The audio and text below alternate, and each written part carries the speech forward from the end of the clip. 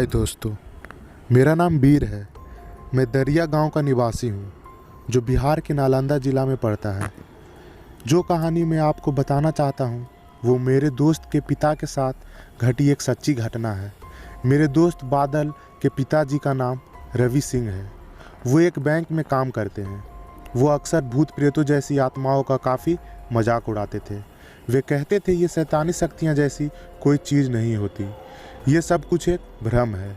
इसी के चलते वे चाहे रात हो या दिन, शमशान हो या कब्रिस्तान, वे ऐसी जगहों पर जानबूझकर घूमते थे। उनका कहना था कि अगर कोई आत्मा होती तो मुझे परेशान ज़रूर करती। अगर कोई साधु संत या मौलवी जी उन्हें इन सब बातों के बारे में कुछ बताते तो वे उनका मजाक उड़ाते थे। इसी तरह दोस्तों, एक दिन की बात है। सुबह का समय था। अंकल जी बैंक जा रहे थे कि तभी उन्हें चौराहे पर नींबू, मिर्च, हल्दी, चंदन तथा 2-3 मिठाइयाँ दिखी और उसके साथ एक लाल कपड़ा भी था। वे साइकिल से तुरंत उतरे और हल्दी से बने हुए घेरे में चले गए। उन्होंने वहाँ से सारा सामान उठाया और हंसते हुए अपने बैंक की ओर चले गए। अपने ऑफिस पहुंचकर वे अपने काम में व्यस्त हो गए। थोड़ी देर बाद जब उन्हें भूख लगी तो उन्होंने अपने लिए नाश्ता मंगवाया, लेकिन तभी उन्हें याद आया कि उनके पास खाने के लिए कुछ नींबू और मिठाइयाँ रखी है। उन्होंने उसे भी खा लिया और जो लाल कपड़ा उनके पास था उससे उन्होंने अपना हाथ मुंह पोंछकर उसे डस्टबिन में फेंक दिया। दोस्तों, उस वक्त तो वे बिल्कुल ठीक थे, पर जैसे जैसे दिन ढलते गए और रात होने लगी तो उनका सिर भारी सा होने लगा था। तभी ऑफिस की टाइमिंग भी ख़त्म हो चुकी थी। उसके बाद वो अपने घर तो पहुंच गए, लेकिन रात के 12 बजे वे कभी जोर से हंसते तो कभी अचानक से रोने लगते। यहाँ तक कि उन्होंने अपने कपड़े भी फाड़ दिए थे और साथ ही वे अपने हाथ कैंची और चाकू से काटने की कोशिश कर रहे थे। दोस्तों, यही सब कई दिनों तक चलता रहा और हद तो तब हो गई जब एक दिन वे अपने गले में फांसी का फंदा लगाकर बिल्कुल तैयार हो गए थे। तभी उनकी पत्नी ने ये सब देखा और उन्हें बचा लिया।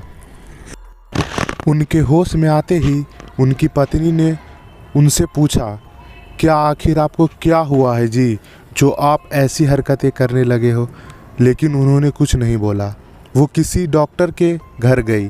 डॉक्टर ने जब रवि सिंह को देखा तो उन्हें भी बीमारी समझ में नहीं आई। फिर भी डॉक्टर ने उन्हें एक ग्लूकोज की बोतल चढ़ा दी। धीरे धीरे दिन बीतते गए, किंतु रवि सिंह की तबीयत और ज़्यादा बिगड़ने लगी। उन्हें देखकर ऐसा लग रहा था मानो कि वो कैंसर के मरीज हों, क्योंकि जो भी दवाइयाँ खा रहे थे वो उन पर कोई असर नहीं कर रही थी। धीरे धीरे दिन बीतते गए, उनकी तबीयत बद से बदतर हो गई। तब जाकर कहीं रवि सिंह की पत्नी ने एक अघोरी बाबा जी को दिखाया। जब अघोरी बाबा ने उन्हें देखा तो उनकी समझ में सारी बातें आ गई। बाबा ने बताया कि इसने चौराहे पर पड़े टोने के सामान को उठाया है। आज जो हालत इसकी हो रही है वो इसी का नतीजा है। बाबा की ये बात सुनकर रवि सिंह की पत्नी ने बाबा से पूछा, ये कैसे हो सकता है? तभी बाबा जी ने कहा, चौराहे पर किसी झाड़ फूंक कर किसी की आत्मा को आज़ाद किया गया था और जैसे ही वो सारा सामान चढ़ाकर वहाँ से गया, उसी वक्त ये वहाँ पहुँच गया और वहाँ का सारा सामान उठाकर खा लिया। दोस्तों, बाबा की ये बात सुनकर रवि सिंह की पत्नी ने तुरंत ही बाबा के पैर पकड़ लिए और बोला, बाबा बस अब आपका ही सहारा है। तब जाकर बाबा ने कहा, ठीक है, तुम पहले कुछ नया सामान खरीद कर लाओ। बाबा ने सामान का नाम बताया। उन्होंने कहा, तुम कुछ नींबू, मिर्च, 1.25 किलो मिठाई और 1.25 मीटर लाल कपड़ा लाओ और एक फूल की माला लेकर सब सामान अपने पति के हाथों से छुआ कर ही मुझे देना। दोस्तों, बाबा के इतना कहते ही रवि सिंह की पत्नी ने ठीक वैसे ही किया जैसे कि बाबा ने बताया था।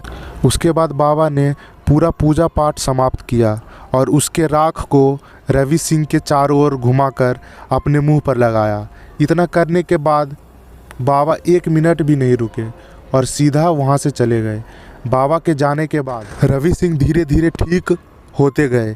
जैसे जैसे वे होश में आते रहे तो उसकी पत्नी ने कई बार उनसे पूछा, लेकिन उन्हें कुछ भी याद नहीं था।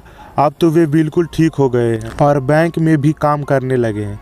दोस्तों, तभी तो कहते हैं कि अंधविश्वास तब तक ही होता है जब तक कि खुद पर ना बीते।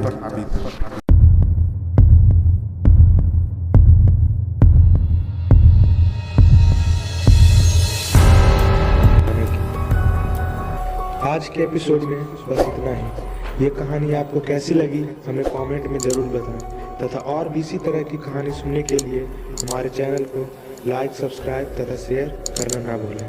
धन्यवाद।